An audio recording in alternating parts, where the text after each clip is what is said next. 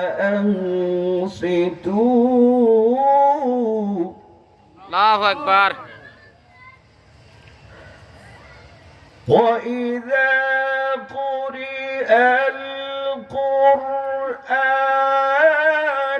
فاستمعوا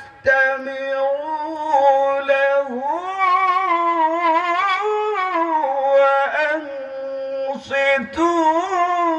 لعلكم ترحمون.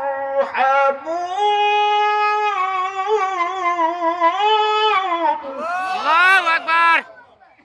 রব্বুল আলামিন বলেন, যখন তোমাদের সামনে কোরআন থেকে তেলাওয়াত করা হয়, আলোচনা করা হয়, পাঠ করা হয়, তোমরা যদি আমার কথাগুলি মনোযোগ দিয়ে শুনতে পারো। কার কথা? আল্লাহর কথাগুলি যদি আমরা মনোযোগ দিয়ে শুনতে পারি, চুপচাপ, তাহলে রব্বুল আলামিন বলেন, আমি আল্লাহ রব্বুল আলামিন তোমাদের উপরে আমার রহমতগুলি বৃষ্টির মতো নাজিল করে দিব। সুবহানাল্লাহ। কোরআন থেকে আলোচনা যতক্ষণ হবে, রহমত নাজিল করবেন কে? আল্লাহ।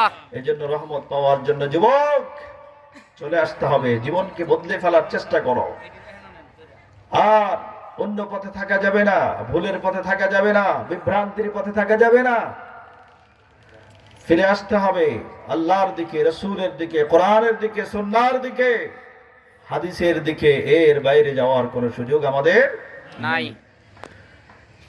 সম্মানিত হাজরিন, তো আমাকে যে বিষয়টি দেওয়া হয়েছে, বান্দার হক। কিসের হক? বান্দার হক। বান্দার হক, হাক্কুল্লাহ, হাক্কুল ইবাদ, দুইটা হকের কথা বলা হয়েছে, আল্লাহর হক এবং বান্দার হক। তো বান্দার হকের ব্যাপারে কোরআন এবং হাদিসে অসংখ্য তাকিদ করা হয়েছে। আল্লাহ রাব্বুল আলামিন কোরআনুল কারীমের মধ্যে বলেন, وَاعْبُدُوا اللَّهَ وَلَا تُشْرِكُوا بِهِ شَيْئًا وَبِالْوَالِدَيْنِ إِحْسَانًا। সূরা নিসা ৩৬ নম্বর আয়াতের মধ্যে আল্লাহ তাআলা বলছেন, ওয়া'বুদুল্লাহ, তোমরা আল্লাহর ইবাদত করবে। জোরে বলেন, কার ইবাদত করবে? আল্লাহর। আমাদের কার ইবাদত করতে হবে? আল্লাহর। এই পৃথিবীতে ১,২৪,০০০ পয়গম্বর যারা পৃথিবীতে এসেছেন, তারা এসে মানুষদেরকে আল্লাহর ইবাদতের দিকে ডেকেছেন। কার ইবাদতের দিকে? আল্লাহর ইবাদত। আল্লাহর ইবাদতের দিকে ডেকেছেন।